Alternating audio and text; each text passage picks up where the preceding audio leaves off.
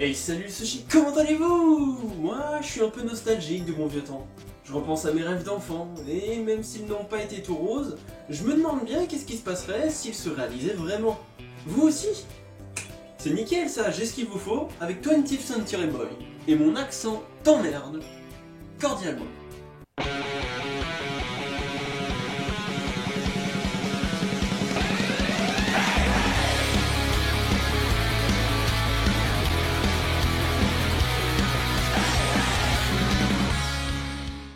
20th Century Boy est un manga créé en 1999 par Naoki Urasawa. Il est classé dans la catégorie seinen et est de type suspense action thriller.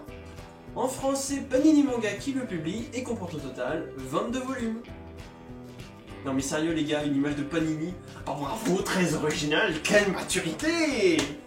Kenji est un jeune homme tenant la boutique de son défunt père, mais un jour, suite à la visite de la police, il va apprendre l'existence d'une organisation dont le chef est un certain Ami. Apparemment impliqué dans diverses affaires louches, Kenji va petit à petit apprendre qu'il existe un lien entre ce dernier et son enfance.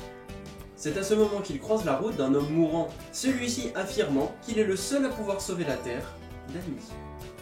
Alors oui, j'ai bien dit seinen et non shonen, difficile à croire quand on regarde les couvertures et le résumé. D'ailleurs, c'est la première chose qui m'a choqué, je m'attendais vraiment à lire un truc typique shonen, et bah, je peux vous dire que la claque a été assez dure à encaisser.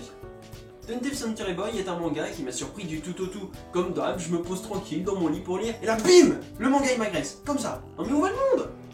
Sérieusement, ce manga a vraiment une histoire qui prend aux tripes. Avec des personnages attachants et une histoire bien plus profonde qu'il n'y paraît, on se plonge sans le vouloir dans une histoire passionnante.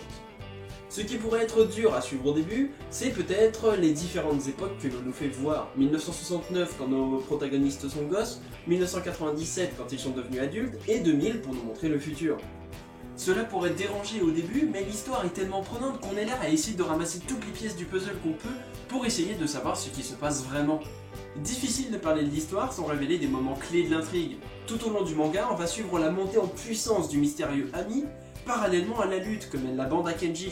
Tous les membres de cette bande d'amis d'enfance sont finalement des personnages principaux, qui ont chacun leur rôle clé à jouer. En même temps, on parle quand même de Monsieur Urasawa, le mec qui a fait Monster. Et comme dans ce dernier, on peut retrouver dans 20th Century Boy de nombreuses réflexions sur notre monde, les plus évidentes étant le problème des sectes ou encore de la manipulation. Oui, tu vas me donner tous tes mangas, absolument tout, et pourquoi je fais ça avec mes mains? Et n'oublions pas les dessins, qui servent parfaitement le manga. Le trait de l'auteur est définitivement reconnaissable entre mille et est extrêmement détaillé, que ce soit dans les décors ou dans les personnages eux-mêmes. Vous l'aurez compris, 20th Century Boy est un chef-d'œuvre, un manga absolument passionnant et extrêmement riche sur de nombreux points, et peut-être même l'un des plus riches parus en France à ce jour. C'est avec un énorme plaisir que l'on suit les aventures, l'évolution, le destin de tous ces personnages, l'histoire de leur vie mouvementée. On va noter aussi que Urasawa a continué cette œuvre sous le nom de 21 Century Boy. Et j'ai tellement l'accent, c'est incroyable. Et bien ma foi, cet épisode se termine, j'espère qu'il vous aura plu. N'oubliez pas comme d'hab le blabla habituel, le like, le commentaire, l'abonnement, la page Facebook, tout ça, vous connaissez les bails. Et j'ai envie de vous dire comme d'habitude, tchuss les sushis!